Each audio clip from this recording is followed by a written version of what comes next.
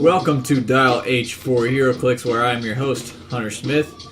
You are listening to episode 66. I am joined by my cousin and good friend, Austin Smith. Hola. And the sexy, smooth, suave sounds of Mr. Drew Alderson. This is me, I'm doing this. Austin's cracking a cold one behind me. Oh, yeah. And, Austin, there aren't dicks in that can. What we're really going to be doing today Now I'm kind of disappointed, Drew. is just going to be giving you a little advice. Advising you, on your dating life. We figure we are not qualified to comment on this. Austin likes I'm the only one married out. Handsome men. I will teach you how to pick up olive-skinned Adonises from the Greek coast. Pay them lots of money, that's how you do that. We figure that around this time of the year, you will be opening those sweet, sweet lantern packs. And you got all your beautiful colors in front of you. You got your red lantern and all the little constructs. And you got your blue and your indigo and all these colors, and you're like overwhelmed. What do I do with these? I want to play them. Especially if you're throw colorblind, them you can't away. figure out No, which one's which. So what we want to do today is go through each color of the emotional spectrum, tell you their traded emotional spectrum power. They're good. And discuss ideas on team building for each of those. What figures benefit the most from each individual color? Let's start off with red, since we all love it. The red power battery has a emotional spectrum of rage. If the power battery, attached ring, and constructs are all the color. So I'm going to read that one for this one, and for the rest of these colors I will not read that part. I'll simply say the bonus. Friendly core members can use Giant Reach. That one is not super strong. Certainly not bad. I mean, you can use Giant Reach. But the reason it's not super strong is because their ring is so good. Oh yeah, their ring is easily one of the best. And that'll be a recurring theme. The better the ring, generally, the worse the emotional spectrum. The worse the ring, generally, the better the emotional spectrum. In general. Yeah. For instance, the orange ring, not super good. Their emotional spectrum is very, very good. So, Giant Reach. So, what figures are benefiting well from Giant Reach? Anything that needs to hit something that's out of their reach? Here's my ideas. Batman pieces. Yeah. Why? Why? They have charge. Yep. They have stealth. Yeah. You charge in, or any piece with the Batman ally team ability. But in general, I mean, if you look through the Batman set, the Streets of Gotham set, you have a lot of Batman, you have a lot of stealth, you have a lot of Batman ally team ability, and you have a lot of charge. Almost all Batman start with charge top dial. So you charge in, you pick a square that stealths you, you hit somebody, and then you make them come to you. You make them waste an action token. Chances are you're going to probably hit them off of their move and attack, and then now they're not going to be able to shoot you because you're stealth, and they're going to have to waste time moving up on you. And guess what? They moved up on you. Now what do you get triggered? That sweet penetrating poison. That sweet penetrating poison. The other thing I could think of was charge and energy shield deflection. Also good. When you have a piece that you're like, man, why would they give it? Because I swear, I do look at pieces and I'm like, why do I want charge and energy shield? Those seem counterintuitive. This would be one thing that would actually help you with that. You get to still melee them with your charge, but you get to stay at range and get to get your especially like on like fragile pieces, like your ranged attackers. You're gonna charge a ranged attacker. You're gonna stay one square away from them, and they're probably gonna lose their move and attack. So then they're gonna have to make a choice whether or not they're gonna shoot you and do tons of damage, or if they're gonna get up on you and take more damage. And that's actually, it kind of... So, like, it's not really a win-win situation for them. Go ahead. Mine was going to tie back to kind of what you said about Batman, except it's going to be for a different reason. Melee pieces without wit. Because you get in, you punch them, and then you outwit their charge. Mm-hmm. And then they have to take a full 2 turns if they still have charge. Yeah. Get rid of it. Charge and energy shield is something that you see on Captain America's a lot. Yeah. Just throwing that out there. Just, There's one piece in general that fits, that is hot right now and fits almost all of these The hotness? abilities. You know Is it who the it is? hotness? Who It is just it? popped in my head. I actually had Sabretooth. I did not have this written down. It actually Yeah. just popped in my head. Professor Xavier. The Oh, Ellie yeah. Wolverine. Oh, yeah, Adrian. Oh yeah, I don't know why I didn't even think of that one.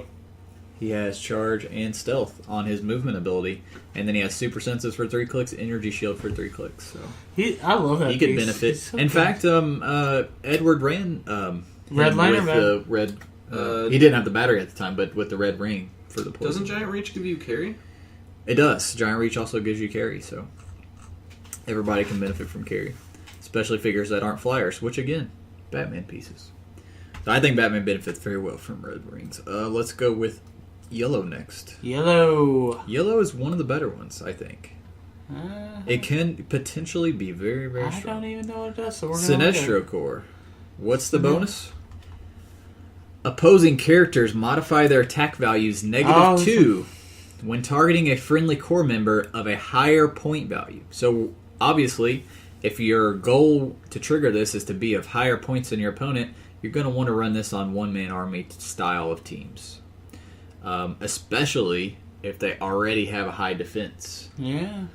So, who's somebody that fits that bill? Another Some sort of team base, maybe. well, you can't give team bases resources, Austin, that's true. but otherwise you're on the right track. Sorry. I'm going to go with another piece we've talked about recently on the podcast a lot, and is a hot piece right now. Oh, is it hot? Is it the hotness? Some people would consider it the hotness. And I'm talking about House Sinestro. House Sinestro. 300 points, 19 defense. 19 defense with Perplex. You perp it up to a 20. Opponents have -2 attack when they target you. How do you deal with that? How do you hit that? How do you, as Drew Alderson says, how do I deal with that? What am I supposed to do? Hunter, I if have you been known harken- to say this. If you harken back to the days we started playing Heroclix, I think you might remember the horrors of trying to hit something with a 19 to 21 defense while you yourself are dealing with a piddly 9. Back when the 9 was a decent attack value. Nine And was- 10, you were like, shit, yeah, let's go with that. I got a 10. I'm in there. I got a 10. I'm in. Let's do this. I can hit an 11. Watch, hold my beer. I'm sure there are other pieces that have came out and will come out that also fit this bill. Also, Colossals. You're running a big 1,000-point game. You I want to didn't even- slap the damn Sinestro ring on your Galactus and just be a massive dick. If you're playing old Big Blue Dick himself, Mr. Dr. Manhattan, who's an absolute pain in the butt to play against anyway. You probably don't need a resource. You don't need anything. Yeah. But in case you just really are your heart is black as coal and just dried up, go ahead and throw this In fact, it disintegrated long ago. They're How are very- you even breathing? There are very few games of Heroclix that made me want to quit the game. Scott destroyed me with Dr. Manhattan on turn 2. Was just one of them that just... I almost beat Scott with pre-nerf Justice League. It was like a 1,200 point game, and he goes, one shot, and I'm just like... I almost beat that team with pre-nerf Justice League. Think Next- back to how broken pre-nerf Justice League at max dial with Trigon. Well, that's your problem right there. Yeah, Trigon. It's bad luck. Yeah, I know all about that Trigon luck. Next up, we have the big boys in blue. Rest in peace.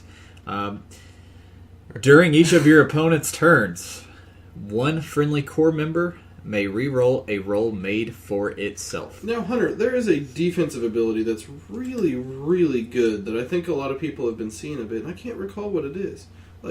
It's a specific character, and he's got this thing where your opponents already have to make a 1 in 6 shot to even manage to be dealt damage to deal damage to. Would he happen to be very shiny and metallic already? Yeah, I believe so. Would his name be Absorbing Man? I think it might be, Hunter. So, the Blue Lantern with Absorbing Man Is the most retarded thing I can think is of. something I potentially think you may see in your local meta and maybe even the actual meta game. We are talking of number 103 Absorbing Man with the Uru Metal Power. When he's dealt damage or healed, roll a d6. This is the This would be Absorbing Man's player who is rolling Rolls the this. D6. So this would in fact work with the blue battery. He ignores the damage dealt or healed unless it's the same. As a result of the d6, his power can't be countered or ignored, but they forgot to put it can't be re-rolled on there either. Because they didn't think they would come. Hunter, I just thought of another person that's really good with this. Where is he? Oh, that's another good option. So let's say you're running old Tyrant, and he's on Galactus's first creation, which all of his point values start with this power. When Tyrant's dealt damage, roll a d6. On a result of 1 to 3, he can use Invincible. On a 4 to 6, he ignores all damage dealt. Even if you use blue, and even if you roll a 1 to 3 again, you're like, freak it, I still got Invincible. I mean, yeah, Tyrant's a good combo as well. Also, any pieces that are already super hard to hit already because they have a lot of shape change super senses, that could fit a Silver lot. Centurion. Hot Venom, Silver Centurion, Mr. Miracle, be a good one. He's already Hot Venom. Hot Venom. I'm trying to think. There's characters that have multiple super sensors. Also, Austin's nickname for Seaman. Anyway, I mean, any of the characters that succeed on super senses, but like AVX Superman or Spider-Man, who's already a 50-50, Carrion, stuff like that. This one can fit a lot of pieces. What's gosh, I forgot who it was now. There was someone I had in my head that was really good for that too. I don't know, but I need to play Tyrant sometime. No, you don't. Not against me, you don't. No, you don't. The Indigo. I need to play Tyrant sometime. Opposing characters that are not within 4 squares of a friendly core member and are not adjacent to the power battery cannot draw lines of fire. Now, this one's one we are going to see meta. To friendly core members. So the weakest, arguably the weakest ring, in my opinion, I think. What is their ring? When somebody within 6 squares is dealt 3 or more damage, you get to move them next to you and heal them 1 click and all that stuff. It's okay. It's okay. But it's probably the weakest out of them all. That and the orange are probably the weakest ones. So they give it this amazingly efficient ability. So anyone, to draw a line of fire to you, they have to be within 4 squares or next to your battery. Somebody on your team that has that of a friendly core member. So you got to make sure that everybody has constructs. Man, that's so good for, like, I was thinking about Black Talon Zombie Galactus as a team I've been tinkering with and stuff like that. That would be so good with that team because you're a Colossal, you can see and shoot damn near anywhere, but now no one can draw lines of fire back to you until they get close. Really, we really don't have to do much theory crafting because that can benefit pretty much at any. Yeah. But I'm going to say if you really want to maximize it, go with your own high-ranged team and just play keep away. Yeah, true. Run some pieces with running shot and 8 range, 9 range, 10 range, and just keep running shotting away. What's a construct that might, give you 10 range? That'd be really good with something like this. Something else that pieces that ignore a lot of stuff on line of fire as well. Constrictor. Maybe a constrictor of some sort. Then they finally get up to you and they're -3. Next up are the Sexy Star Sapphires. And God, they have quite possibly the best ring. Them in the red, I think, are probably the best. I think that's arguable. Yeah. So their spectrum is decent. It's not the strongest. Friendly core members modify their range values +1 for each opposing character within line of fire. To be fair, that also influences Outwit, Perplex. No, it doesn't. No, it's modified their range value though. Yeah, but when you get the 6, that's not a replacement. That's a minimum result. So if I have a 2 range and I'm using Outwit and I have this and I have a 3 range, I can't get a 7. If it's when you go to use it, when everything's said and done and you go to use Outwit, is your range higher than 6? If not, you get the 6. But that's a common misconception. I'm glad you brought it up, actually. So learning. It can help. This really, again, could benefit pretty much anybody. I mean, bonus range, that's nice on anybody.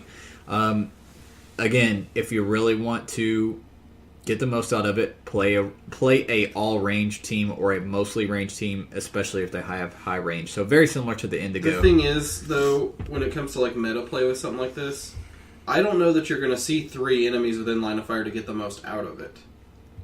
Probably not. Because most teams run like 2-3 figures. But if you think about it, for that to trigger, you want yourself to ignore stuff on line of fire, so you always have line of fire to somebody. Yeah. And you want to have high range. So the more range based your team is, the better that this is gonna. The more often this is gonna trigger for you. White. Oh man, White's actually really good. White's is if the blah blah Oh, blah. never mind. Give a friendly core member a power act. This can be in big points game. This could potentially be the most broken one. Give a friendly core member a power action. Heal all other characters within 6 squares in line of fire of 1 damage. To be fair, you have to have each of them with a construct so they could actually do that. But It still is really, really good. You don't have to roll support and hit that and then heal them. You don't have to be adjacent and potentially take feedback like the X-Men TA or the Teen Titans TA. It's just straight up, give me an action token. you know who makes this really I'm healing annoying? all of you guys. Any support piece with this arm. Unfortunately, it heals other people. It does. And that's a good point. It is all other characters. Now, they don't have to all be core members to heal. Yeah, just the person using the person who's using it has to be a core member, which is not hard to do. But Drew brings up a good point. It doesn't say all other friendlies. It says all other characters. So you have to be wary of how you use it. So pieces that I ran this, I did not run this. I had potentially wanted to try this in the future with that Gandalf, the White Wizard Gandalf guy. Yeah. Keep him in the back. He has good range. Support my team, give him prob and perp and all that stuff, and heal him up as the game goes on. You want to play this on somebody who's not going to be in the fray of things. The thematicness of White Wizard Gandalf and the White Lantern battery is pretty great. Black Lantern Ring, Spectrum Power, gives you... When a friendly... This is exceptionally... Black is one of the ones I think that is a great ring and a great power, both. Yeah. When a friendly core member uses Steel Energy as a result of damaging a higher point character with an attack, increase the healing by 1. It's times like these that I would love to be able to play like Gauntlet and this, but So remember that sweet team with DMX and what? So funny story. Just a quick aside, since this is already going to be a very short podcast, I can already tell. Drew and I were playing the other day. I had a Red Lantern Corps squad, and he threw together a Black Lantern Corps squad, and we both matched up our batteries, and we went at it. And Drew's playing John Stewart, who I felt looked pretty similar to our man DMX. I brought this up.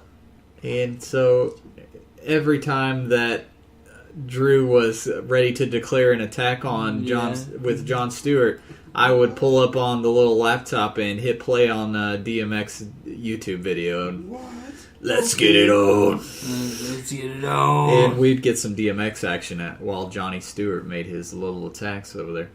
So this can be very good. The thing about the Black Lanterns is that they really do feel like a swarm. Yeah. Because as one of them heals, they all heal. As one of them hits a higher point person, they get to heal twice. This is especially good because of the Black Lantern Reanimates, who get to spawn for free a lot of times because of their special power.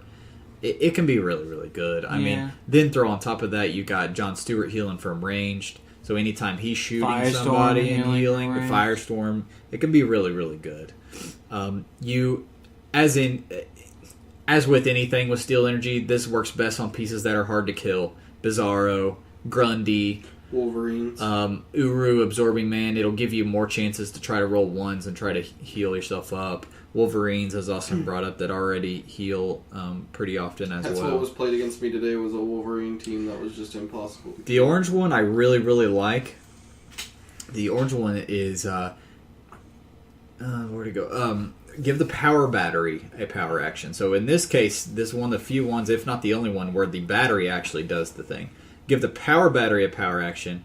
Choose a power combat ability, so that would be like flight, carry, move and attack, indomitable, things like that. Improved targeting. Improved targeting, improved movement. Give the power battery a power action and choose a power, combat ability, or team ability that a friendly core member can use. Opposing characters can't use that power or ability until your next turn. Now, I want to bring this up while it's fresh in my head. It just triggered. When I was doing my rules research that I alluded to last week, I stumbled upon an interesting thing. If I'm playing the orange, and it's all suited up, and I use this, and Austin's playing one character, he's playing Banshee, who ignores elevated on targeting. and he's playing someone else who ignores hindering on targeting, if I declare improved targeting, I don't have to declare which one. It's all. Yep. So anybody on his squad that would be good, because think about how many people have improved movement now. Yeah. I'd say improved targeting is the big one now. I know, but I mean like common. Like I'd say half of the figures at least in modern sets ignore something on movement. So picking that, it could be potentially really, really good. And it's can't use, so you could shut down abilities that are granted from stuff, Correct. couldn't you? So even if somebody has power cosmic, even if they can't be, countered or blah, blah, blah, Your blah. opponent's running red lanterns and penetrating poisoning. You're not countering them. You're just not letting them use what they have. This is both good and bad. I mean, it's really good, but what I'm saying is, like, it helps push the battery. Because you give the power battery a power action. So that's a great point. But, that's why I think it's one of the best ones. But if you get ballsy like me and Hunter tend to do and kill our batteries off, well, on this one, we'll also remember we don't have to roll. Yeah, when you we don't take have our things. to. But We were choosing to. Also, towards the end of the power battery's life, there's not a lot of things on there that you take power actions to do. Yeah, anyways. The number 5, you're giving a construct for free to somebody. The number 6, it's buffing all your dudes with construct. The only thing you might actually use that gives power actions already is support. yeah. So if you're not supporting, which it doesn't happen too often, this would be something great you could be doing with the power battery instead of it just being a useful prover or perplexer. It helps you slowly get down there, too, with freaking... Because, like, in my games with the battery that I've encountered, usually we just blow barrier toward the end just to try to push us down dial a little bit. Well, something else you could do, what I would do is pick a power, build a team that has a common weakness, strength, or weakness, one of the two. So let's say I'm playing let's say I'm playing a Flash team, and I have a lot of hypersonic speed. All right. My opponent has... What am I afraid of with hypersonic speed? Plasticity. So I might have one character on my squad purposefully put a character on there that has plasticity. Okay. Just so I can take it away from my opponent. I think you're ignoring the obvious defensive the offensive capabilities here, too. More importantly, let's say that my team all has willpower or indomitable, and I choose willpower. My opponent can then not use willpower, and I can outpace the crap out of them. Yep, I think that's the big one. That is the biggest one. But I think defensive abilities are good too. If you have a turn where you're about to open up and just freaking tear into your opponent with a lot of like good attacks and stuff like that, and they share common like invul or something like that, name invul. All of a sudden you're just tearing through butter. You don't need to worry about penetrating damage. So this is one where we don't really have a specific character that you should It's very versatile. give it to. It's more, I think, to maximize it, I think you build a team, you look at your team, what's your advantages and disadvantage, and then you maybe tweak one of the pieces, change it out for something that has the power that you need to get rid of on the opposite team, that also fits with your team, that also synergizes well, but gives you the option to take that away from your opponent. Then last but not least, we have the one you're already very, very familiar with, and that's the... bless you. This guy is freaking crazy. Allergies, son. So I'm it could be allergic to because sex you were just playing with Zoe, and that's true. exactly what it is. Dog. Lastly, we have the Green Lantern Corps, a great ring ability, and a really great... This is probably... Would you say it's the best? I think it's the best. Yes, it's the best. I think if you put the ring power and the spectrum power together, I think they're both... If people were willing to play White Witch solely to do this, I think playing a cheap resource like this to I'll say this. the ring combo is especially brutal. If there was a easily accessible green sniper rifle, the game would officially be over. I'll say that much. Matching everything green gives each opposing character may be given no more than one free action per turn. Yeah, and I've seen this destroy some teams. It's absolutely... For people who do not plan for it ahead of time, nuts. it is...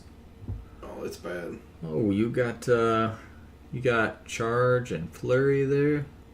Well, you're going to do one of the two. You're not going to charge and flurry me. Yeah, you can't do it. Oh, you have What do you got here? You got Outwitter. You got Outwit and Running Shot? No. I think you've got Outwit or Running. I think you should make a choice because you're not using both of them. And there's a lot of things that. I'm trying to think of a good example. Split Lip. It shuts down Split Lip in the book because you can't use a free action to pick up a hammer and then charge, or Running Shot, or Quake from the drop. Yeah, I mean, like there's a lot of specific interactions that it shuts down. Like people underestimate how good free actions really are. I think. So, what should you use? What figure should you use with this? Damn near. Really, the spectrum power is not giving you anything where you need to focus building your team a certain way. So I would focus more on the ring of the green, and I would just use one of the tons of figures that, this figure is so amazing for its points. All it needs is willpower. Silver Centurion. Silver Centurion. Throw the green ring on it. It's as simple as that. Start with that, and then, so for example, start with Silver Centurion. You know this is what you want to do with him, and then form the rest of your squad of 300 around those. See, those most points. of these batteries and rings, it's like meh ring, great ability, or great ring, meh ability. The Green Lantern one is honestly the one that's great ability, great ring. Mm-hmm. I agree. So I hope that gives you guys a little bit of an idea in your head of where to go when you're ready to build teams for these things. We do not have community or news for you this week because we're actually recording this from across time. In the past for you, in the future for us. I don't know how it works. Not totally sure. Drew, as our resident time travel expert, would you care to explain the quantum? We have the man in the field, Mr. Drew Alderson, who's just stepped through the time warp portal. Hi, how you doing? So, what happens next week at 12:27 p.m. on October the 16th? Please don't ask the question. Don't do it. Don't do it. You won't like the answer. Tell me, You were setting him up for some terrible jokes against me, and I don't like this one bit. I'm ready to make a little bit of money. Who's going to win the Steelers game? Who's going to win the Lions game? Drew. Well, the Lions are clearly going to win the game. Would that have anything to do with you being a Lions fan? Or the fact that he probably went back in time and murdered a player as a child or something. Did you go back 3 weeks ago and tell Calvin Johnson, just sit out this one play. Don't break your leg. Don't go out there and break your leg. I told him, and I was like, don't sit be out an this one idiot, play. please. Calvin, your shoes are untied. Oh, coach, I need to sit out for a second. I think he went back in time and tore some ACLs.